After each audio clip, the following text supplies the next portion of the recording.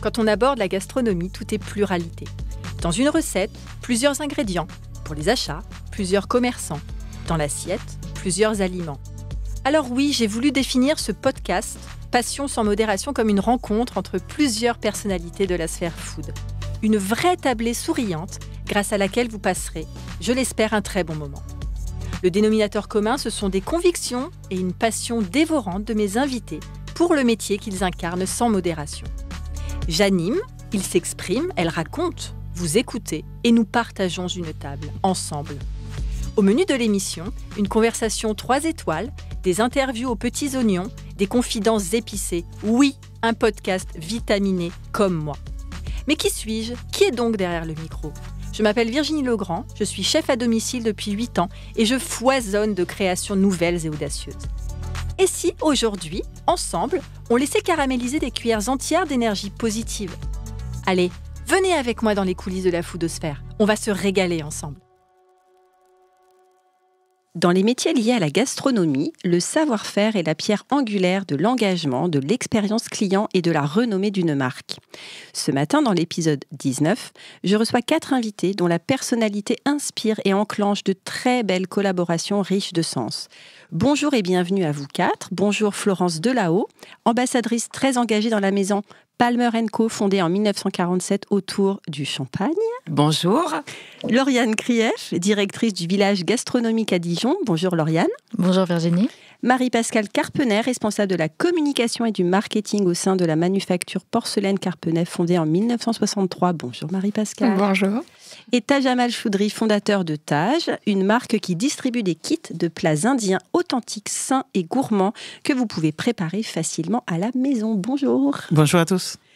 Alors Lauriane, quelles sont les boutiques qui composent cet grand espace commercial de plus de 4500 mètres carrés? J'espère que c'est le bon chiffre. Ça a changé peut-être. Oui, c'est 5000 mètres carrés. On y est presque. On y est presque.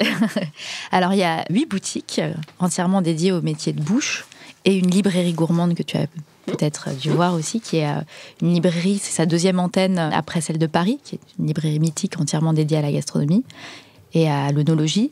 Et ce sont donc les métiers de bouche qui sont représentés, la poissonnerie, la boucherie, la fromagerie. Il y a une moutarderie, puisqu'on est à Dijon. On ne pouvait pas ne pas rendre hommage à ce condiment emblématique de la Bourgogne-Franche-Comté. Il y a une boulangerie avec un minotier, la minoterie Forest aussi, qui est de la région. C'est sa première boulangerie, donc une minoterie qui se lance dans le pain. On a une boutique dédiée aux arts de la table et une boutique dédiée aux douceurs, donc à tout ce qui est café, thé, chocolat, glacerie. Et tout ça, on est allé chercher vraiment l'excellence, parce qu'il y a des meilleurs ouvriers de France, il y a des producteurs collèges culinaires, il y a des entreprises du patrimoine vivant. On est vraiment dans l'hommage au repas gastronomique des Français, cette fameuse inscription, on en parlera peut-être, à l'UNESCO. Et tout jusqu'au bout des doigts, des ongles, rend hommage à ce repas. Et donc, voilà, tout est fait de manière artisanale. On n'a pas de Coca-Cola, par exemple. On vend du cola de la région, fabriqué de manière artisanale. Enfin, tout est autour de cette idée de défendre un artisanat, un savoir-faire et des produits qui ont vraiment une valeur importante à défendre. Du coup, comment vous avez sélectionné les gens que vous avez mis à l'honneur dans ces boutiques ? Eh bien, on les a sélectionnés. Alors, on a sillonné un peu, beaucoup la région. On a 70% de produits qui sont de la région. Ça a du sens. Parce que, voilà, c'est circuit court. Et puis après, on est allé chercher, on a sillonné un peu la France. Et ça s'est fait... alors, on avait un leitmotiv, c'était tout est fabriqué de manière artisanale. Et puis, on est allé chercher, des gens qui ont été emballés par notre projet. On est allé chercher beaucoup de monde, mais en fait, finalement, tous les gens auxquels on a présenté le projet avant ouverture, et c'était pas évident quand même de se projeter sur ce projet, parce que rien n'existait, on part de zéro, il n'y a pas d'histoire derrière. C'est ça qui est excitant. Voilà, on part de rien, c'est la page blanche, il y a tout à créer. Et finalement, les gens les plus emballés, c'était les gens du métier. Les chefs, les producteurs, les artisans, tous ont cru en ce projet et c'est eux qui nous ont aidés à faire vivre ce projet. Voilà. Donc on est allé les chercher un peu partout, des artisans, des passionnés, des petits producteurs, des grands producteurs. Il y avait vraiment de tout, en fait. Super. Merci. On reviendra à tout ça après, parce que moi, j'ai fait l'expérience et j'ai adoré. Marie-Pascale, alors justement, on parle de savoir-faire, d'artisanat, d'art de la table. En quoi la porcelaine permet de contribuer à une expérience gastronomique ? En fait, d'abord, quand on arrive dans un restaurant, il y a l'aspect visuel. Donc, immédiatement, en fait, on a d'abord une expérience visuelle et après gastronomique. Donc, je pense que le client, maintenant, est très attiré par ce côté-là. On le voit avec le côté marketing, qui est beaucoup développé, l'image qui est transmise. Et les restaurateurs, je pense qu'ils font attention à lier, quand ils préparent des plats, et l'aspect visuel est important pour eux. Donc, choisir des articles qui leur correspondent. Voilà. Comment tu travailles du coup, comment Carpenet travaille avec les restaurateurs et tous les métiers de bouche justement pour mettre en avant leurs plats? Comment vous fonctionnez? Alors ça dépend, il y a des restaurateurs qui nous approchent ou on va aller au contact des restaurateurs. On travaille du coup avec un commercial qui aussi bouge dans le nord de la France. On a des correspondants ou après par le bouche à oreille. C'est vrai que le bouche à oreille fonctionne très bien, mais la porcelaine de Limoges est connue, donc c'est vrai qu'ils font emblématique. Ouais. Donc la plupart du temps, ils regardent les différents porcelainiers et après le bouche à oreille en venant, soit en regardant via notre site internet ou après via les réseaux sociaux et des salons. On a participé à des salons, donc c'est vrai que on s'est rencontrés, nous, au salon Made in France. Oui, tout à fait. Voilà, effectivement, ça avait du sens aussi. Donc, c'est une histoire familiale. Oui. Est-ce que tu nous en parles? Alors, c'est mes grands-parents qui ont créé l'entreprise, donc en 1963. Donc, ça fait 60 ans cette année.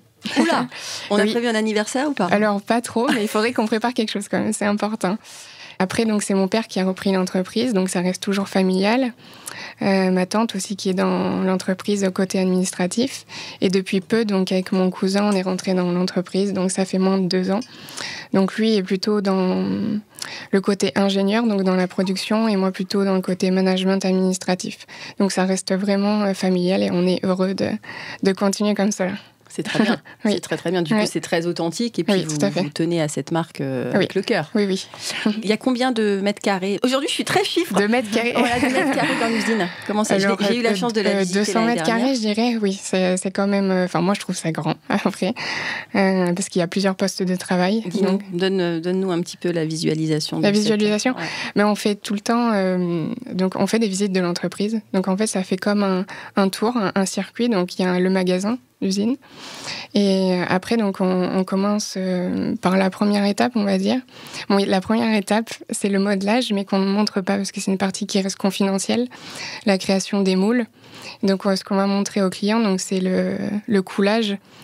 Donc, c'est la première étape où on va couler la pâte en porcelaine dans le moule. Donc, on fait tout un circuit en commençant par cette étape et en montrant comment on crée la porcelaine avec le kaolin. Parce qu'on part du kaolin pour créer la porcelaine. Et après, donc, il y a tout un circuit en montant toutes les étapes jusqu'à l'étape de décoration. Donc, on crée, on peut dire, un article de A à Z. On crée le modèle jusqu'à l'étape de décoration. Combien de personnes dans l'usine?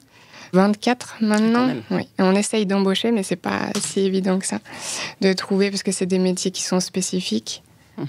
Donc, Et vous pouvez former? Oui, on peut former. On peut former sur place. Donc ça peut prendre du temps selon les postes, mais on est prêt à le faire. Parce que vous en avez besoin. Tant que la personne est enthousiaste et est prête à écouter. Enthousiaste, motivé, engagé. C'est toujours les mêmes termes, déterminé, oui, c'est vrai, passionné. C'est vrai. Mais il faut l'être. C'est des métiers qui sont moins connus. C'est des postes vraiment spécifiques. La fabrication de la porcelaine, on ne s'imagine pas qu'il y a autant de postes. Je pense que ça vaut le coup d'être connu. Oui. D'accord. Merci Marie-Pascale. On y reviendra aussi. Florence, alors on part sur un autre savoir-faire, une autre envie de partager, c'est le champagne. Tout à fait.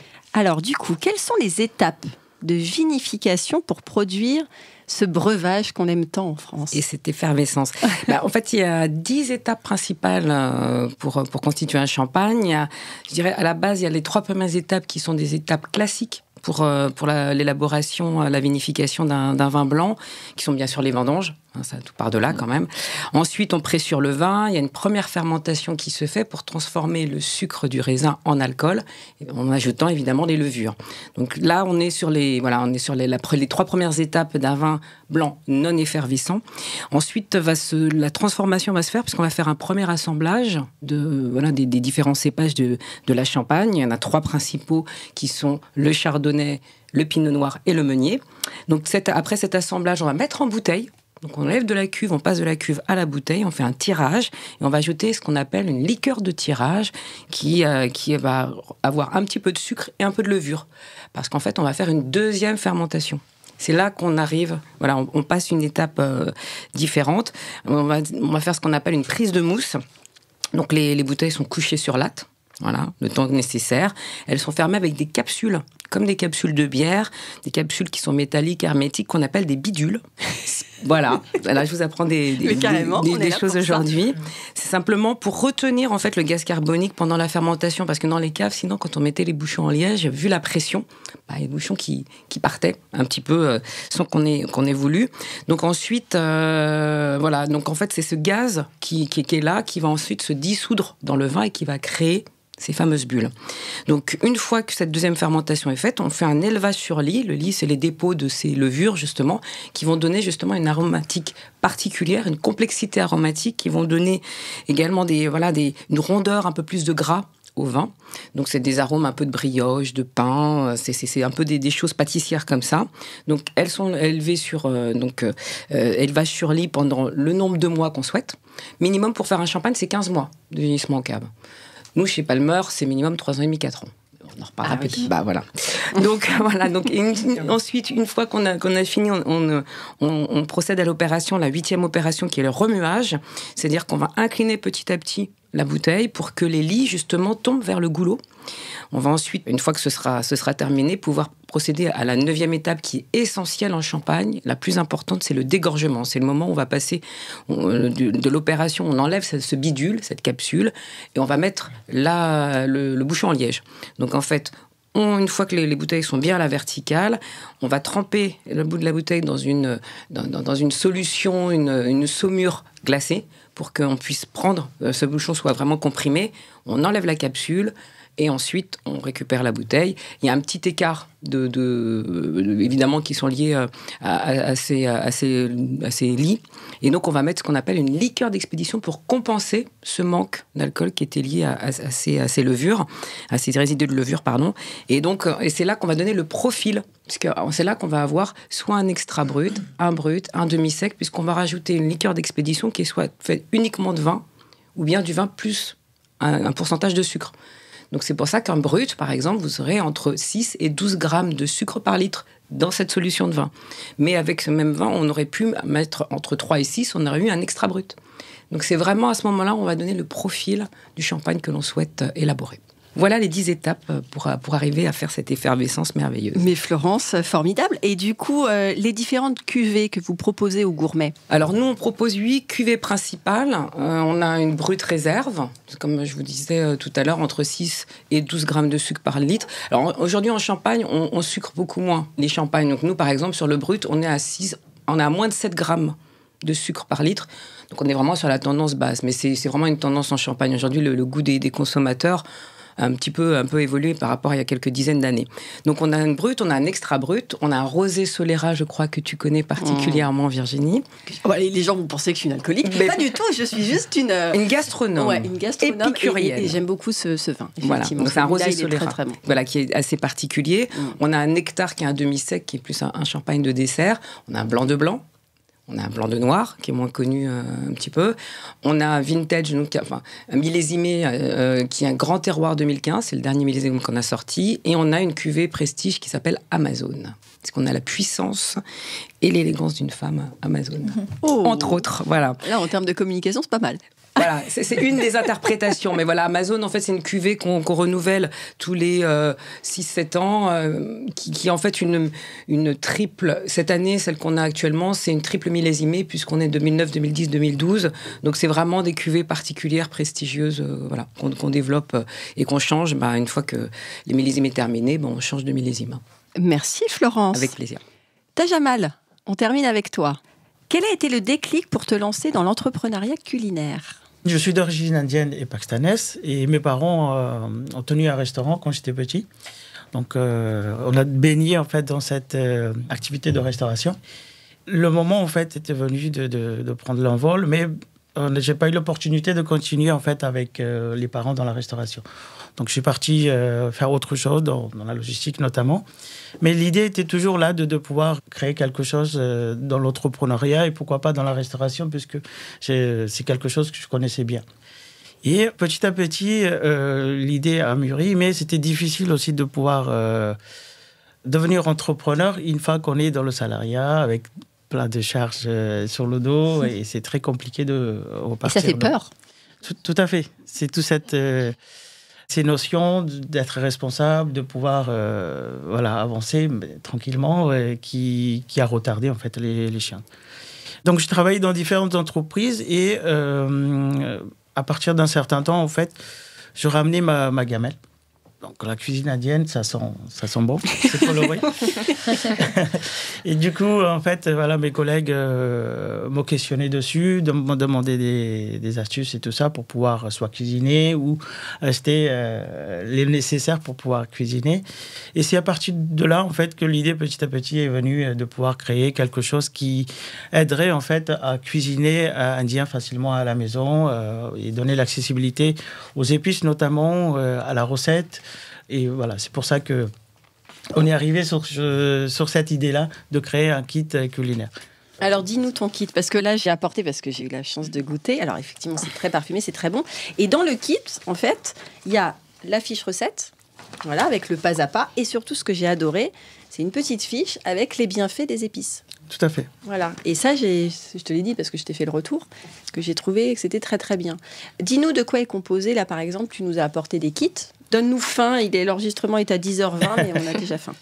Tout à fait. Aujourd'hui, en fait, j'ai pu bien avancer sur mon projet. Ce sont des kits, donc par rapport à ce que tu as eu, il y a eu encore une modification sur le packaging.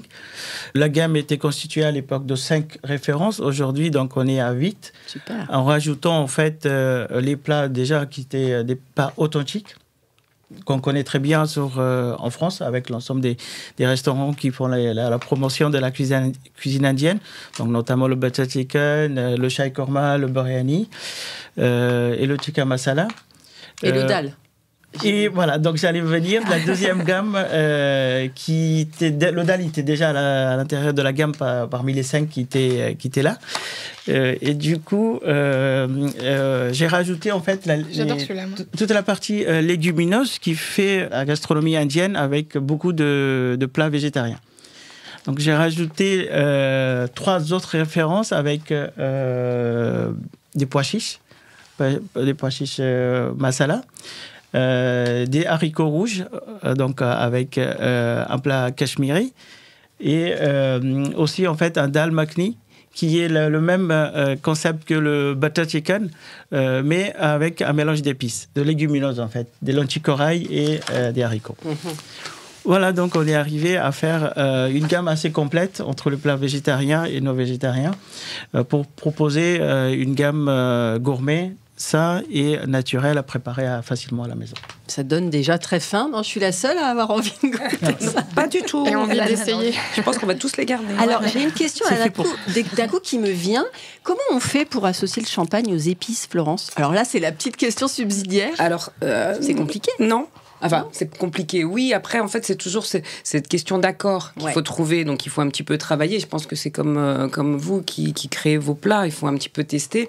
Alors, nous, on a la chance. Alors, je vais prendre l'exemple du rosé Solera, que tu connais, Virginie, qui a un rosé un peu particulier, puisqu'on ajoute une Solera qui est une réserve perpétuelle qui a été développée pour le Xérès il y a quelques temps.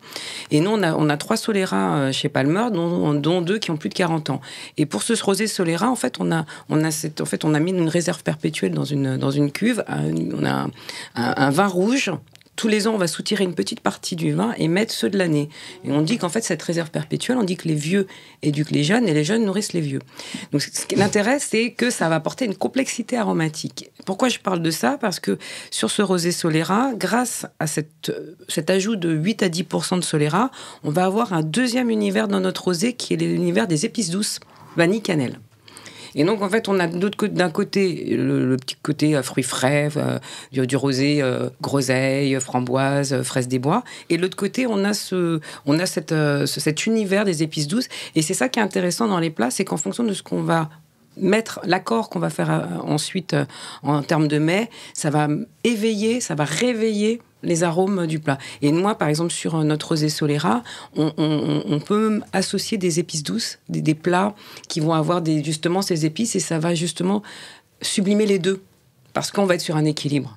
Et que ce soit dans la gastronomie comme dans le vin, l'important c'est l'équilibre. Donc c'est pas toujours simple, mais effectivement, alors je dirais pas que toutes nos cuvées vont parfaitement s'allier, mais si on peut toujours trouver des alliances possibles sur telle ou telle cuvée. Et nous, le rosé Solera, je pense irait parfaitement avec vos plats. Super, mais je trouve ça hyper original de créer, il y aurait un repas indien avec du champagne. Là, c'est vraiment la fusion de plusieurs identités, je trouve ça. Exactement, et nous, on a une table et maison d'hôtes à Chigny-les-Roses à côté de Reims. On a un chef qui fait des accords mets champagne et qui a des inspirations asiatiques. Donc, il n'hésite pas à mettre des épices.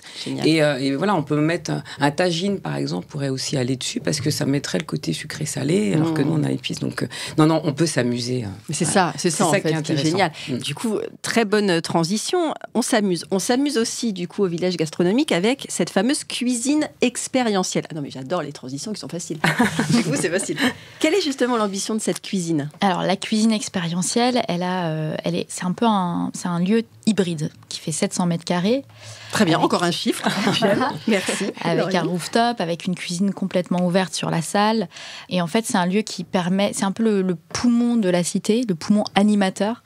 Parce que c'est là que se passent des masterclass, on a fait une battle de chefs, on donne régulièrement des shows culinaires.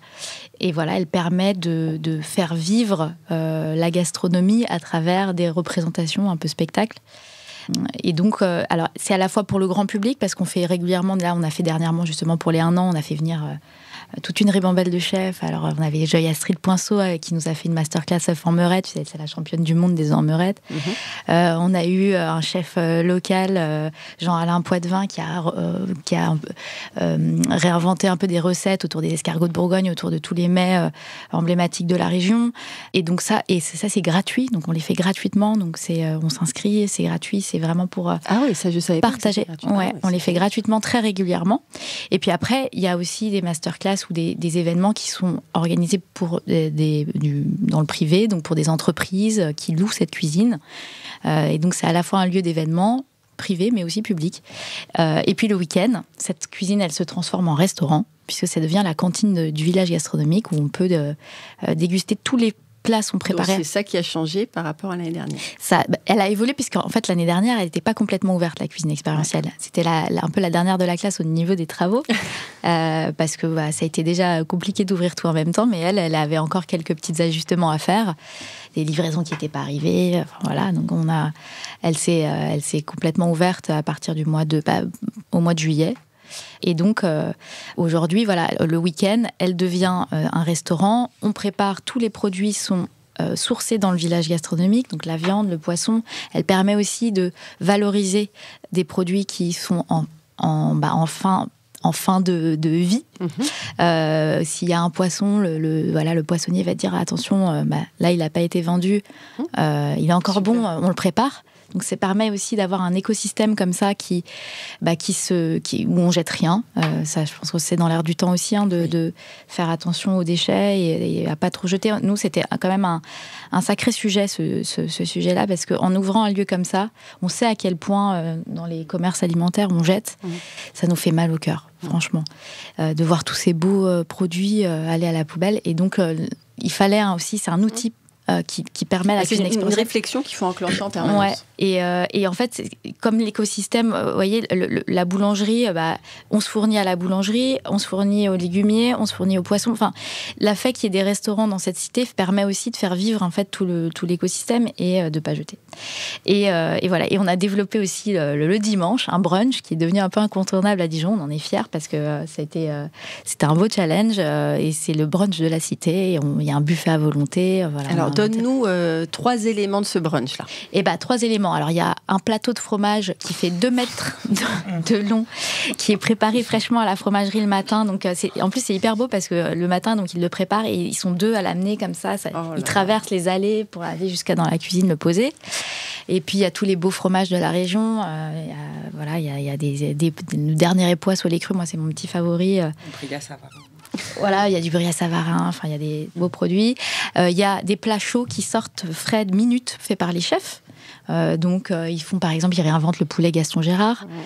C'est un plat que vous connaissez peut-être tous, qui est un plat bien gourmand autour du poulet, du paprika, de la crème, du comté. Enfin voilà, tous les mets de la région. Et puis, on a plein de salades plus fraîches, un buffet frais, puis avec du pâté croûte, de la charcuterie. Et puis, on a quand même aussi du végétal. On a des courgettes rôties, on a de l'aubergine confit. Enfin, voilà, on a travaillé aussi pour accorder un peu tout ça quand même avec des choses un peu plus légères. Super, bien. On a faim là, non? Jamal, quels sont les bienfaits des épices que tu aimerais évoquer aujourd'hui? Les épices caractéristiques de l'Inde. Aujourd'hui, en fait, il faut savoir que 70% des épices viennent de l'Inde, en fait. C'est un pays qui est un gros producteur des épices. Après, il y a d'autres épices, d'autres condiments qu'on trouve un peu partout dans le monde, mais les principales épices, la production, elle est en Inde. Surtout dans l'Inde, au sud de l'Inde, en fait. Dans la région de Kerala, Pondichéry aussi. Et c'est des endroits, en fait, qui sont spécialisés, comme le curcuma, de la cardamome, du poivron, tout ça. Donc ça, c'est une vraie activité d'épices dans cette zone-là. Les bienfaits d'épices, aujourd'hui, de plus en plus, on en parle avec tout ce qui se passe aujourd'hui. Le curcuma est utilisé dans beaucoup de plats, mais aussi dans des médicaments et tout ça. Pour les articulations, c'est anti-inflammatoire. C'est très intéressant, mais j'ai un masque pour le visage au curcuma. Voilà, tout à fait. Donc, voilà. Le curcuma, vous allez dans ma salle de bain. Voilà, de la cuisine jusqu'aux médicaments, on passe partout. Donc voilà, les épices sont utilisées. Excuse-moi, je te coupe, mais le curcuma, en fait, on le trouve en poudre, mais c'est une racine. Tout à fait, et c'est vrai qu'on le trouve très peu en racine. Aujourd'hui, oui, parce que on le connaît sous forme d'utilisation dans la cuisine, donc c'est en poudre et c'est une racine. Et aujourd'hui, de plus en plus, on préfère avoir vraiment des racines qu'on peut moudre chez nous à la maison, et en plus de savoir, c'est beaucoup plus intense aussi. Oui. Je t'ai coupé, excuse-moi, je te laisse reprendre. Je t'en prie. Et après, on peut aussi parler de la cannelle, qui régule aussi le sang, en fait, dans le corps. Il y a aussi du gingembre, qui est aussi anti-inflammatoire. Et ça permet aussi de réguler le sang, aussi pour la tension. Donc il y a pas mal de choses qui sont en lien avec les épices. Et il y en a tellement aujourd'hui au niveau des épices. Pour parler du curry. Le curry qui n'est pas une épice, mais qui est un mélange, en fait, d'épices. Ça, faut le rappeler, ça, parce qu'il y a plein de gens qui ne savent pas. Oui, tout à fait. Donc, le curry, qu'on appelle en ourdou, en fait, en Inde, c'est le garam masala. Et c'est un mélange, en fait, de plusieurs épices. Pour créer une sorte d'épices pour préparer les plats, surtout les plats au curry, les masala. Comme le poulet punjabi, on appelle en France dans les restaurants le poulet au curry. Et donc on peut avoir de la cannelle, du clou de girofle, de l'anis, feuilles de laurier. Voilà. Donc c'est un mélange intense des épices. Voilà l'utilisation, en fait, des épices. Merci beaucoup, Jamal. Marie-Pascale, alors qu'est-ce que tu aimerais dire aux auditeurs aujourd'hui pour choisir le Made in France, donc pour choisir encore plus la porcelanerie Carpenay, qui a sûrement un prix plus élevé que d'autres ailleurs qu'en France, parce que c'est un vrai sujet, ça. Oui, on dit plus élevé, mais c'est vrai qu'on reste quand même... abordable parmi les porcelainiers, parce qu'on reste quand même une petite entreprise familiale. Donc c'est vrai que c'est toujours comparé. Et avant, on faisait aussi beaucoup de porcelaine qui était travaillée avec de l'or. On en fait toujours, mais moins qu'avant. Il y avait de grosses décorations, donc les prix étaient beaucoup plus élevés. Mais le Made in France, je pense qu'on y revient de plus en plus maintenant. Et ça permet, déjà, c'est un gage de qualité, le Made in France. Et puis, ça permet de consommer surtout localement. Donc, on ne va pas acheter des produits qui sont importés. Donc, ça permet de pérenniser des emplois en France, de faire travailler des salariés. Et puis après aussi, ça a un côté écologique. Le fabriquer en France, le kaolin, tout. Alors, qu'est-ce que c'est le kaolin ? Tout à l'heure, tu nous l'as dit, mais explique-nous. Alors, là, c'est des termes pour toi qui sont simples. En fait, le kaolin, en fait, la porcelaine, c'est mélangé, c'est 3 roches. C'est le kaolin, le quartz et le feldspath. Donc, c'est mélangé, c'est une entreprise à Limoges, à côté de Limoges, qui s'appelle Imeris et qui est chargée, en fait, de créer la pâte en porcelaine. C'est une poudre qui est mélangée de ces 3 roches. Et donc, le kaolin, en fait, ça rend la porcelaine blanche. Voilà, donc c'est blanc. On apprend dans ce podcast. Tu as bien fait de poser cette question. Tout à l'heure, lorsque tu avais parlé, je voulais aussi... N'hésitez pas, si vraiment on n'est pas là pour se juger. On a des lacunes. C'est la base de la porcelaine. D'accord. Après mélanger avec de l'eau, et on obtient la barbotine, la pâte en porcelaine. D'accord, la barbotine. Oui. Bidule, barbotine. C'est des mots techniques après, mais oui, c'est sûr. C'est important. Mais alors, du coup, tu parlais tout à l'heure aussi de création un petit peu personnalisée. Tu m'as fait deux, trois choses pour moi. Oui. Je vais en recommander d'autres, sache-le. Comment ça se passe, en fait, si on a envie, si les restaurateurs veulent des choses particulières, avec soit des logos, avec une charte graphique, avec des envies particulières, comment ça se passe ? Quel est le délai, notamment ? Alors, déjà, il y a la première approche, c'est déjà ce que souhaite le client, s'il souhaite développer une forme qui est propre à lui. Donc là, on est capable de... ou non, selon la forme qu'il souhaite, créer un moule, parce qu'on a un atelier de modelage, donc on va créer la forme qu'il souhaite, et selon le budget aussi du client. Ou soit on peut partir aussi d'un objet qui existe dans notre entreprise et le décorer par la suite. Donc après, il y a différentes méthodes de décoration, comme on a pu le faire avec toi. Donc on peut proposer du pain main, donc c'est tout réalisé au pinceau, ou de la décalcomanie. Donc la décalcomanie, je ne sais pas si vous connaissez. Mais on connaît sur les mains quand on était enfant avec les malabars. Oui, voilà, c'est la même chose. C'est comme un tatouage en fait. C'est une impression d'un motif, après qu'on trempe dans l'eau et qu'on met sur la pièce et qu'on cuit. Toute décoration, il faut savoir, c'est recuit par la suite. Pour pas bouger. Pour rester. Voilà. Pour fixer. Oui. Donc on peut personnaliser par ces 2 méthodes qui sont les plus importantes, le pain de main et la décalcomanie. Et donc, avec le client, choisir selon ce qu'il souhaite. Le logo, par exemple, on peut apposer un logo. On peut mélanger les deux. Le logo, ça va être souvent de la décalcomanie et après ajouter aussi du pain main. Donc, c'est définir avec le client selon ce qu'il souhaite. Tu parlais de la cuisson, chaleur de la cuisson ? Oui, la cuisson... C'est combien dans le four ? Alors, il y a 2 cuissons déjà en porcelaine. D'accord. Pour obtenir un article, déjà, il va y avoir tout le temps 2 cuissons. Donc ce biscuit, en fait, ça vient de là, biscuit. Alors le biscuit, ça va être à la première cuisson. D'accord. Oui. Donc il y a 980 degrés, on parle de chiffres encore. Bah oui. Pendant 6 heures. Oui. Donc là, l'article, en fait, il va être un peu rosé et il va être poreux. Donc on va tremper l'article après dans le bain d'émail et là on va obtenir la pièce brillante, ce qui va obtenir le brillant de la porcelaine. Donc quand la porcelaine n'est pas trempée, c'est biscuit, et après quand la porcelaine est trempée dans l'émail, c'est émaillé tout simplement. Donc il y a la première étape de cuisson, la première cuisson.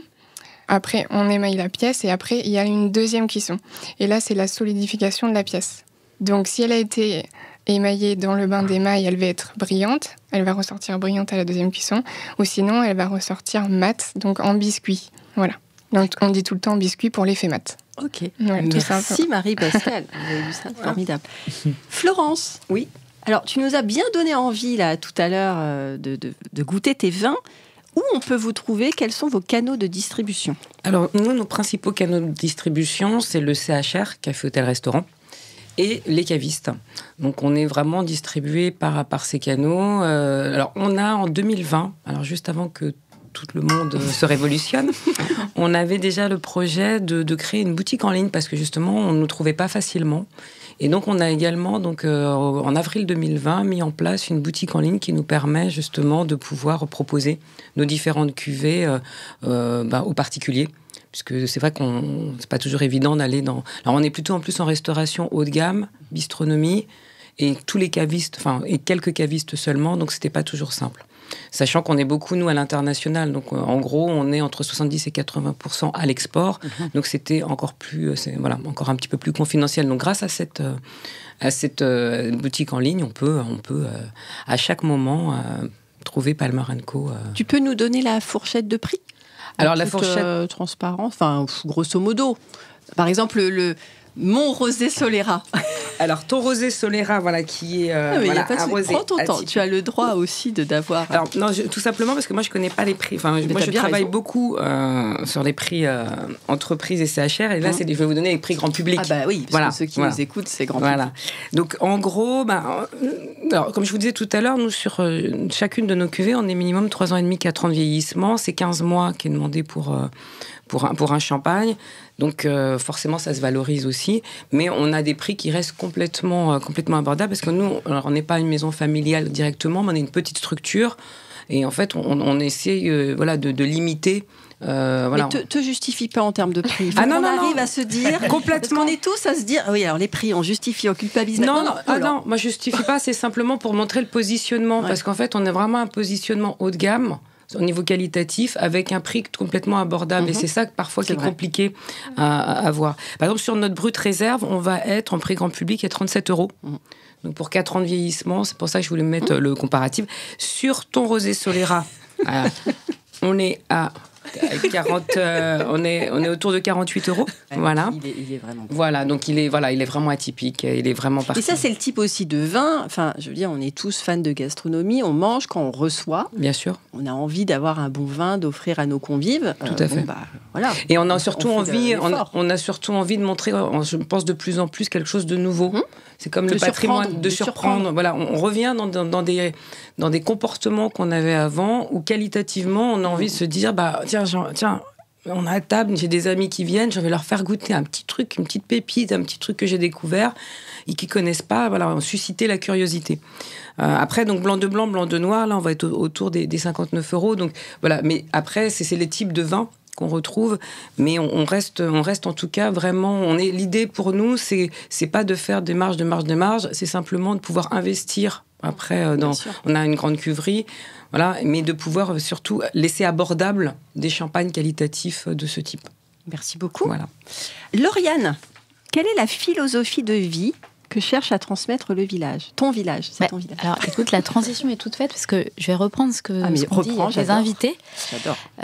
Marie a parlé du Made in France et Florence vient de parler des prix abordables avec des produits haut de gamme. Et c'est exactement notre philosophie, c'est-à-dire que on est allé chercher l'excellence, mais on se bat quand même pour que, alors soit par le format, soit par le type de production, que les prix restent accessibles à tous. Et l'idée, c'est aussi de rendre la gastronomie accessible dans ce village gastronomique. Par exemple, on est allé chercher... Alors, parler du Made in France, Marie, nous, tout est Made in France. C'est pas toujours facile à défendre parce qu'effectivement, ça a un prix de défendre ces valeurs-là, du savoir-faire français, de défendre les emplois en France. Et puis nous, quand tu me demandais tout à l'heure quels sont les critères pour aller chercher des producteurs, c'est d'abord qu'ils soient français. Et donc, alors, la philosophie de vie, c'est être abordable. Par exemple, j'allais dire, le caviar français de chez Sturia, c'est du caviar, c'est un produit ultra haut de gamme, ultra inaccessible. Il y a 80% de gens en France qui n'ont jamais goûté de caviar. Et nous, on s'est dit, comment on va faire pour essayer de faire goûter du caviar ? On leur a demandé à Sturia, c'est un producteur en Aquitaine. Je te fais la parenthèse. J'ai eu la chance de cuisiner pour lui, justement. C'est génial. Il était là parce que le caviar qu'on utilisait, c'était Sturia, et il est venu le soir pour nous présenter le caviar. Ils sont formidables, leur initiative est magnifique, et nous, on les défend beaucoup. Et donc, on leur a demandé de travailler un tout petit format, et donc on a un tout petit format à 20 €, et on peut goûter du caviar. Et puis, ils viennent régulièrement, alors nous aussi, la philosophie de vie, c'est de faire venir les producteurs. et les artisans et de faire découvrir leurs produits. Parce qu'ici, à la Cité de la Gastronomie, on n'est pas juste là pour acheter comme dans un commerce classique, on est là pour en savoir plus. Et notre philosophie, c'est plus on en sait, bien sûr, mieux on savoure. C'est les histoires aussi qui nous font choisir telle ou telle marque. Exactement. Et puis, c'est aussi, si je vous fais goûter un fromage, je vous fais goûter un époisse, je vous dis rien. Bon, vous allez dire, c'est bon. Si je vous raconte que c'est une petite ferme qui s'appelle la ferme des Marronniers, qui se bat, c'est le dernier époisse au lait cru fermier, qui se bat pour le lait cru, c'est un cahier des charges énorme. C'est des contraintes sans limite. Et aujourd'hui, tous les producteurs ont abandonné le lait cru. C'est trop compliqué. Mais eux, ils se battent parce qu'il y a des propriétés dans le lait cru qui sont incroyables, parce qu'on ne trouve pas... Enfin, on trouve ça dans aucun produit, et que c'est un savoir-faire qu'ils ont envie de faire perdurer. Et là, je vous dis, allez-y, goûtez-le. Je vous assure que vous n'aurez pas la même dégustation dans la bouche. Vous allez comprendre ce que vous avez dans la bouche. Et du coup, vous allez d'abord mieux comprendre le goût. Vous allez mieux comprendre le prix aussi. Et voilà, donc c'est ce qu'on fait ici, au village. C'est qu'on veut raconter les produits. Tous nos employés sont formés chez les producteurs. On les envoie en formation. Qui vont chez les meilleurs ouvriers de France. Ils vivent des moments incroyables. Chez les chocolatiers, chez les fermiers, un peu partout. Et voilà, et c'est la philosophie qu'on essaye d'avoir au village. C'est une belle philosophie, je pense. Merci beaucoup. Tajamal, tout à l'heure, tu as parlé de restauration, que tu as grandi dans un restaurant. Là, tu te mets dans les kits donc, à destination des particuliers. Est-ce qu'un jour, peut-être, tu voudrais te sédentariser et monter quelque chose qui te correspond ? Oui, tout à fait. En fait, d'abord, juste pour revenir un petit peu sur... la création, la valeur en fait de ces kits-là. L'objectif, c'est vraiment de déjà donner l'accessibilité, mais aussi d'apporter en fait autre chose pour proposer en fait des plats et des épices saines en fait, naturelles, qu'on prépare à la maison avec des produits de qualité. Donc le riz, c'est du riz basmati, d'une qualité en fait, c'est là qui est spéciale. Donc tu as pu aussi voir que ça reste en fait très... un riz qui est parfumé, mais qui ne se casse pas, qui est très là. Et dans la même lignée, donc aujourd'hui, j'ai élargi la gamme des légumineuses. Et l'idée, c'est de proposer en fait des produits d'origine France, bio, et si possible, en fait, en circuit très court. Donc là, aussi bien les pois chiches, les haricots, et les lentilles, en fait, ils sont issus d'un circuit court, moins de 150 km d'ici. Voilà. L'idée, voilà, c'est de proposer vraiment des produits sains, naturels, pour le bienfait de tout le monde, en fait, aujourd'hui. Et du coup, j'ai oublié ta question. Oui, un restaurant, si un jour on veut te retrouver hors ces kits. Oui, tout à fait.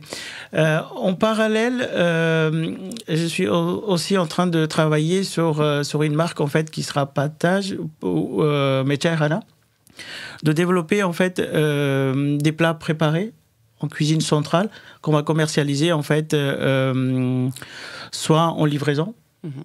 Ou soit avec une unité de production où on pourra aussi faire du click and collect. D'accord. Et le nom de la marque veut dire quelque chose en indien, j'imagine ? Chairana, c'est là où on produit en fait l'atelier du thé, en fait, si tu veux. D'accord. Voilà. Donc Chairana, c'est ça. Et l'idée, voilà, c'est toujours de pouvoir travailler avec des produits de qualité et de proposer autre chose que ce qui existe aujourd'hui sur le marché, en mélangeant aussi des plats pour les végétariens, non végétariens. On a la chance d'avoir une cuisine assez riche. Et d'ailleurs, depuis tout petit, sur l'ensemble de la semaine, en fait, on a des menus très variés entre le poulet, de la viande, des légumes. Il y a des choses qu'on connaît moins, les épinards. Il y a les épinards du colza, c'est super bon, mais qu'on connaît moins aujourd'hui en France. Et l'idée, voilà, c'est de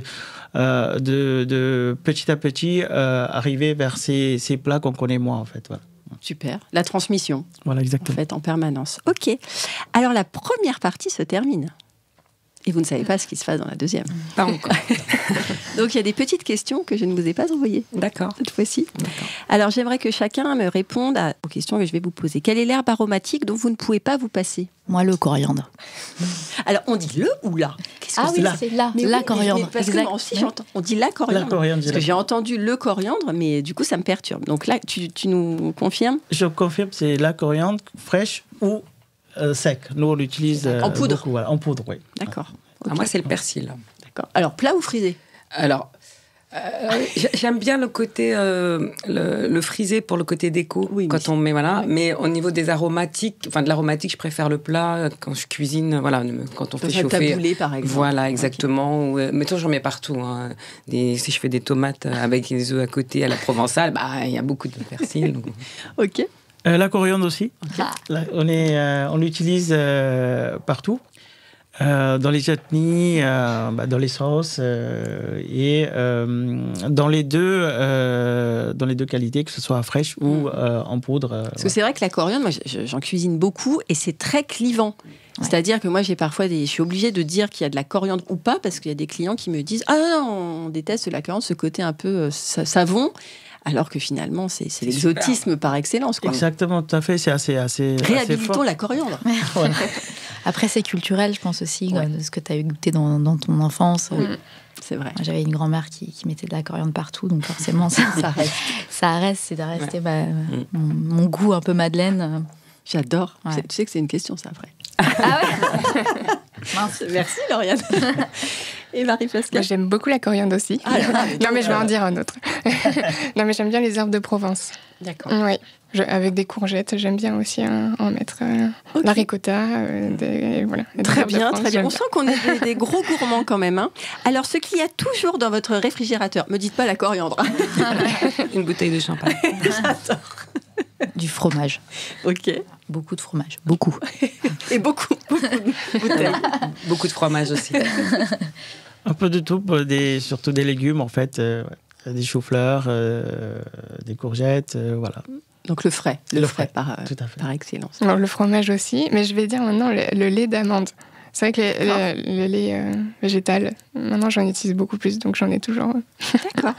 Alors justement, dédicace à Lauriane. Pour cette session de convivialité très gourmande, moi je suis une ancienne prof de lettres, donc forcément j'ai utilisé un passage de la littérature de Proust. Mais quand d'un passé ancien rien ne subsiste, après la mort des êtres, après la destruction des choses, seule, plus frêle mais plus vivace, plus immatérielle, plus persistante, plus fidèle, l'odeur et la saveur restent encore longtemps comme des âmes à se rappeler, à attendre, à espérer sur la ruine de tout le reste, à porter sans fléchir, sur leurs gouttelettes presque impalpables, l'édifice immense du souvenir. J'adore ce passage. Quelle est donc votre Madeleine de Proust ? J'adore ce passage du côté de chez Swann. C'est un livre, moi, qui m'a énormément touchée, mais particulièrement ce passage. Et j'en ai une, et ça va vous paraître très bizarre. Non, justement. Mais c'est un truc qui peut me faire pleurer, mais vraiment, c'est un gâteau sec, un gâteau salé de chez Belin.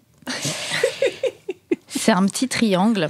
C'est une boîte bleue, je ne sais pas si vous connaissez ces gâteaux salés. Oui. J'adore ça. Et en fait, ma grand-mère, qui était tunisienne et qui venait nous voir de temps en temps à Paris, elle ramenait en cachette de mes parents.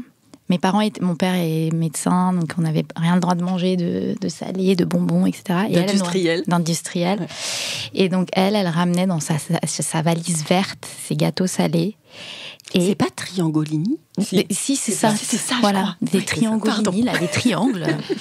Et donc on se cachait pour les manger avec mes sœurs. J'ai 3 sœurs, et c'était un moment unique. Et aujourd'hui, je les ai regoûtés il n'y a pas très longtemps. Et je vous jure, j'ai eu la chair de poule, les larmes aux yeux. Et j'ai ressenti tout cet amour que ma grand-mère nous amenait en fait dans ces gâteaux, quoi. Et c'était magique. Et il le décrit mieux que personne, Proust, dans son livre. C'est cette fameuse mémoire en fait sensorielle qui procure des choses qui sont assez irrationnelles en fait. Oui, complètement. Super. Écoute, merci Lauriane. Les autres, une idée? Alors moi, je vais paraître un petit peu caractérisée. C'est ma grand-mère aussi, qui est angevine, mais elle qui ne me faisait pas déguster des petites choses à manger, mais quelque chose à boire. Donc je pense qu'on a quelque chose. Non, moi, quand j'allais en vacances à Angers chez ma grand-mère, j'avais le droit de boire un petit peu de crème de cassis. Alors, tu avais quel âge? 2 ans et demi? Non, j'avais pas 2 ans et demi, mais c'est grâce à elle, entre guillemets, que j'ai pu déguster, découvrir. Ton palais. C'était mon palais. Et donc maintenant, quand je sens le cassis, alors j'ai un petit peu été à Dijon, donc voilà, quand je sens le cassis, c'est quelque chose que je reconnais assez facilement, parce que justement, dès que cette odeur me rappelle en fait cet interdit qui était levé par ma grand-mère pour pouvoir un petit peu, alors c'était un tout petit peu, mais déguster. Donc voilà, donc moi c'est ce côté crème de cassis, il y a un petit faible que j'ai. J'adore. Voilà. Très beau, merci. Et moi je dirais le chocolat. Alors, le chocolat, quel chocolat? Et les crêpes au chocolat. Ah, les crêpes au chocolat. Je pourrais en manger très souvent. Donc, des crêpes avec une... chocolat noir. Chocolat fondu. Oui, voilà. J'adore ça. C'est tout simple, peut-être, mais c'est vrai que c'est ce que j'adore. Il n'y a rien qui est simple, c'est juste votre émotion qui parle. C'est ça qui me touche. J'adore ça. Moi, je dirais, en fait, du curry avec de l'anis, des amandes... plein d'autres épices en fait que ma mère elle le fait, mais elle le fait avec tellement d'amour. En fait, c'est super bon et c'est pas un plat qu'on fait tous les jours. Ouais. C'est vrai que c'est très très original. Du coup, les amandes, c'est quoi? C'est des amandes décortiquées qui sont torréfiées un petit peu pour le côté croquant ou c'est du côté croquant. Il y a de la cannelle aussi. Donc c'est un plat salé. C'est un plat salé. C'est un plat comme le butter chicken. D'accord. Voilà. Mais préparé au curry. Ouais. Ça reste, il faut les moudre en fait, les amandes, le pistache aussi, et ça donne ce côté craquant et le sucré salé. Ok, très bien, merci. Alors j'ai 2 autres questions, et pas des moindres. J'aimerais que vous continuiez la phrase. Pour moi, cuisiner, c'est prendre du plaisir et se faire plaisir. Il n'y a pas de réponse type. Non, j'essaie de réfléchir parce que moi, j'adore manger, j'adore les belles choses. Mais j'aime pas tellement passer du temps en cuisine. Donc moi, je dirais, pour moi, cuisiner, c'est faire avoir une recette qui me permette d'être très fière de moi et d'avoir quelque chose de très bon tout en ayant condensé le temps. Donc une recette rapide. Donc je pense que là, on est pleinement dans la logique parce que c'est moi qui l'ai fait. Je suis tout à fait dans cette logique. C'est du fait maison. C'est du fait maison. Exactement. Voilà. Mais voilà, moi j'aime bien manger, mais pas passer 2 ans en cuisine. Pour moi, c'est de donner du plaisir, de sentir en fait lorsqu'on cuisine et le résultat quand tout le monde est content, que ça plaît en fait. Mais pour moi, c'est me régaler avant tout et passer un moment convivial, souvent partagé. Ok, bien. Alors, vous avez des petits tickets. Prenez chacun 2 petits tickets. Vous les mettez devant vous, vous lisez, vous répondez, tout simplement. Boudin blanc ou boudin noir? Boudin blanc. Parce que j'ai découvert le boudin blanc par les amis de mes parents, puisque l'un des amis en fait travaillait dans le domaine de la gastronomie. Alors je sais plus, maintenant c'est vieux ce qu'il faisait. Et à Noël, il nous ramenait à chaque fois des boudins blancs à la truffe et autres. C'était tellement bon que maintenant je suis fan. Super. Et le deuxième? Et le deuxième, Bordelais, Bourgogne ou Alsace? Les 3, mon capitaine. Ça tombe toujours ça sur les... Parce que c'est pas moi qui les sélectionne, donc ça tombe toujours sur les... Bordelais parce que j'aime. Alors beaucoup rive gauche, mais j'aime beaucoup. Bourgogne parce que c'est magnifique. Et Alsace parce qu'il y a des vins là-bas. Donc les 3, je peux pas choisir. Mais tu as le droit de dire les 3. Lauriane? Alors moi j'ai zester ou mandoline. Alors, je vais dire mandoline parce que je mandoline tout. J'adore les mandolines. D'abord, la présentation que ça permet de faire. Et puis, le goût aussi parce que ça permet de couper... par exemple, moi, je fais des salades de navets régulièrement et je les coupe hyper fin. Et en fait, ça change tout le goût. Bien sûr. J'adore. Et alors, terrine ou rillettes, là, mon cœur balance. Les 2, c'est trop bon. Les terrines, les rillettes, qu'est-ce qu'on se régale. On en fait beaucoup à la Cité aussi. Dans la boucherie, j'adore. J'aime les 2. Tout est bon dans la terrine, dans la rillette. J'ai compris qu'il y avait du bon gourmand. Marie-Pascale? Alors, j'aime beaucoup de choses. C'est vrai que là, c'est compliqué de faire des choix. Alors, il y a hummus ou guacamole. Alors, je mange des 2. J'adore le hummus, mais je pencherais peut-être plus sur guacamole en pensant à tous mes amis d'Amérique latine et à mon copain qui est aussi d'Amérique latine. Du coup, le guacamole, on va se dire quand même, ça va passer avant. Évidemment. Voilà. Et pomme ou poire, je pencherais plus pour la pomme, une tarte aux pommes. Et la pomme, c'est bon, je pense, aussi pour ses coupes-fins ou pour la digestion. Il me semble que c'est pas mal aussi. Super. Moi, j'ai 2 étiquettes, mais qui se ressemblent. Ah, si tu as le droit d'en prendre une autre. Hein. Non, ça va aller. Donc, olive verte ou olive noire? Olive verte. On met des olives dans la cuisine indienne? Non, du tout. C'est ça, il y a des aliments comme ça qui ne sont pas représentés. Oui, tout à fait. Il y en a un petit peu au sud du Pakistan, mais on n'utilise pas du tout dans la cuisine pour cuisiner tous les plats. Et la deuxième question, donc, c'est cuisine asiatique ou méditerranéenne? Voilà, c'est pour ça que les deux, mais plus particulièrement en fait la cuisine méditerranéenne, où en termes de préparation, ça ressemble plus à la cuisine indienne. La cuisine asiatique, elle est aussi elle est épicée. Ils utilisent beaucoup d'épices, mais la cuisson, elle est différente la plupart du temps. Donc, la cuisine méditerranéenne. Ok, merci. Et la dernière question, qui est pour moi la plus importante et que je pose toujours à mes invités. Quelle est votre définition de la passion? C'est faire les choses avec son cœur. La passion, c'est... Il n'y a rien d'autre... c'est un moteur dans le cœur, quoi, une passion, pour moi. Trop beau. Alors, pour moi, la passion, ça se décrit pas. Enfin, ça fait partie de soi. Enfin, c'est inné. Enfin, je sais pas comment le dire, mais quand on est passionné par quelque chose, c'est tellement merveilleux. Enfin, ça demande pas d'effort. Ça fait partie de soi. Enfin, je sais pas trop comment. Bah, si tu le dis très bien. Voilà. Comme une intuition. Comme une intuition, et on fait les choses naturellement parce que c'est le prolongement de nous-mêmes. C'est superbe. Mais la passion, c'est un plaisir de faire les choses. Oui, c'est une joie de le faire. Oui, je ne vais pas innover, mais oui, on reste toujours dans le plaisir de faire et de le faire naturellement, se faire plaisir. Voilà. Merci. Alors, je vais être obligée de conclure. Avec plaisir. Ne pleurez pas, ne pleurez pas. Aujourd'hui, la qualité artisanale et le savoir-faire ont été vraiment bien mis à l'honneur dans vos présentations. J'ai beaucoup aimé votre philosophie, vos envies d'excellence et votre amour pour la gastronomie sincère. Merci Lauriane. Merci. Merci Florent. Merci. Merci Marie-Pascale. Merci. Merci Tajamal. Merci à vous. Vive le patrimoine culturel, vive l'identité culinaire et vive le fait maison surtout. Ça y est, notre rencontre prend fin. Merci à tous mes invités d'avoir accepté mon invitation et d'avoir joué le jeu de la sincérité et de l'authenticité. Merci à vous d'avoir suivi nos échanges.